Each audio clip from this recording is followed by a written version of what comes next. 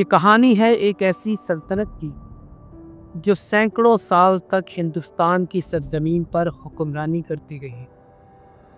یہ داستان ہے ایک ایسے خاندان کی جو وسطی ایشیا سے آیا مگر اس نے ہندوستان کے دل پر راج کیا۔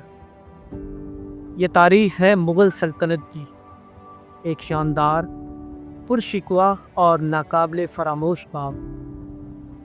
آئیے چلتے ہیں تاریخ کی اس گلی میں جہاں مغلوں کی آمد نے ایک نئے دور کی بنیاد رکھی۔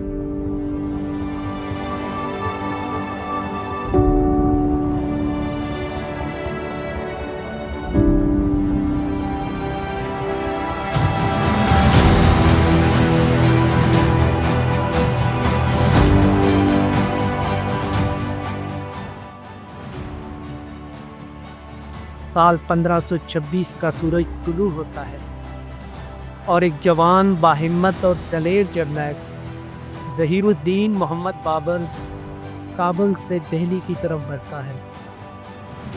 بابر تیمور اور چنگیز خان کا وارث ایک خواب لیے ہوئے تھا، ہندوستان کی زمین پر اپنی سلطنت قائم کرنے کا خواب۔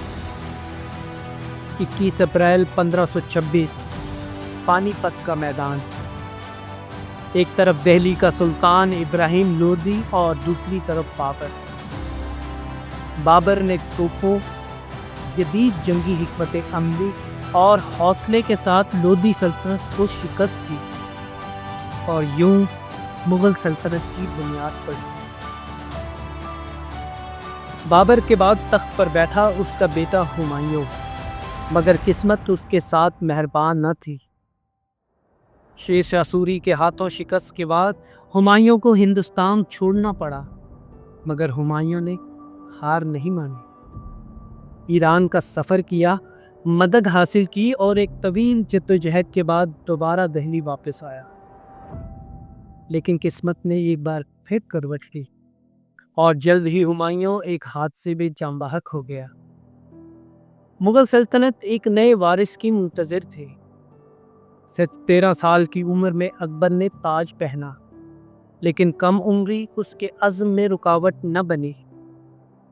بیرم خان کی سرپرستی میں اقتدار سنبھالا اور جلد ہی پورے ہندوستان کو اپنے زیر نگی لانا شروع کر دیا۔ اکبر کی سیاست، اس کی رواداری اور اس کا صلح خلق کا نظریہ ایک نئے دور کی نشاندہی کرتا ہے۔ فتح پور سیکری، الہ آباد، آگرہ، مغل فن تعمیر کے شاہکار۔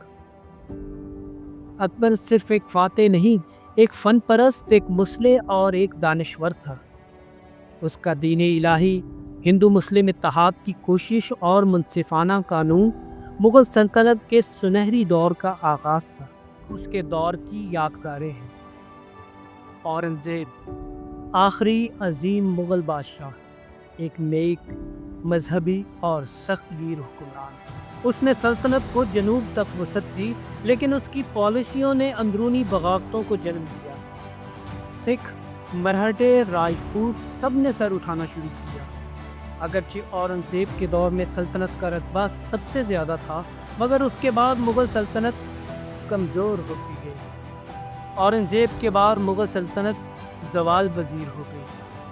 ضعیف بادشاہ، درباری سازشیں اور بیرونی حملے سب نے اس عظیم سلطنت کو کھوکھلا کر دیا۔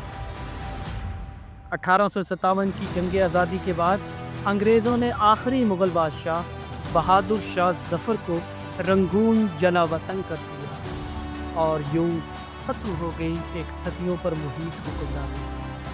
لیکن مغل سلطنت نے ہندوستان کو صرف حکومت نہیں دی، اس نے ہمیں فن، ثقافت، تعمیرات اور ایک مشترکہ تہذیب دی۔ آج بھی دہلی، آگرہ، لاہور اور دیگر شہروں میں مغلوں کے آثار زندہ ہیں، جو ہمیں ان کے عروج کی کہانی سناتے ہیں۔ مغلوں کی کہانی صرف تاریخ نہیں، یہ ایک ورثہ ہے، ایک یادگار ہے، جو ہمیں بتاتی ہے کہ اقتدار آتا جاتا ہے لیکن عظمت ہمیشہ باقی رہتی ہے۔ یہ تھی مغل سلطنت کی داستان، ایک عروج، ایک زوال اور ایک عظمت کی علامت۔